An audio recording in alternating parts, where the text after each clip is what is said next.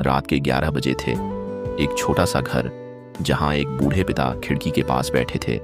उनकी आंखें दरवाजे पर टिकी थीं, जैसे किसी का इंतजार हो।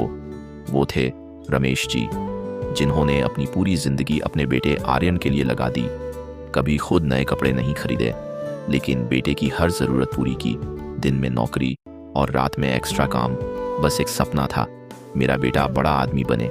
समय बीता, आर्यन बड़ा हुआ। उसने खूब मेहनत की और एक दिन उसे बड़ी कंपनी में नौकरी मिल गई। पूरा घर खुश था। रमेश जी की आंखों में गर्व था। लेकिन धीरे धीरे सब कुछ बदलने लगा। अब आर्यन के पास समय नहीं था। पापा, मैं बहुत बिजी हूँ, मीटिंग है, बाद में बात करता हूँ। कॉल्स कम हो गईं, मुलाकातें बंद हो गईं और रमेश जी का घर धीरे धीरे खामोश हो गया। एक दिन रमेश जी मंदिर गए और भगवान के सामने खड़े होकर बोले, भगवान, मैंने कभी कुछ नहीं मांगा, बस मेरा बेटा खुश रहे। उनकी आंखों से आंसू बह रहे थे। उधर आर्यन अपनी दुनिया में व्यस्त था।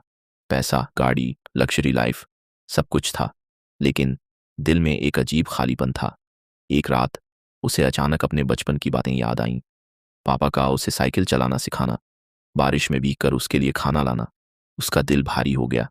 अगले दिन वो बिना बताए घर पहुंच गया।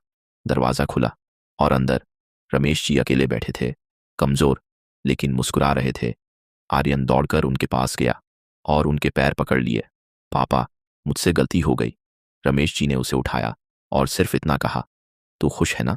बस वही काफी है। लेकिन इस बार आर्यन ने ठान लिया, अब मैं उन्हें कभी अकेला नहीं छोड़ूंगा। उस दिन से उसने अपने काम और परिवार के बीच संतुलन बनाया। रात को दोनों साथ में भगवान के सामने बैठे और आर्यन ने कहा, भगवान, आपने मुझे सब कुछ दिया, लेकिन सबसे कीमती चीज तो मेरे पापा हैं। माँ बाप की मेहनत का कोई मोल नहीं होता। जब वो साथ होते हैं तभी जीवन पूरा होता है।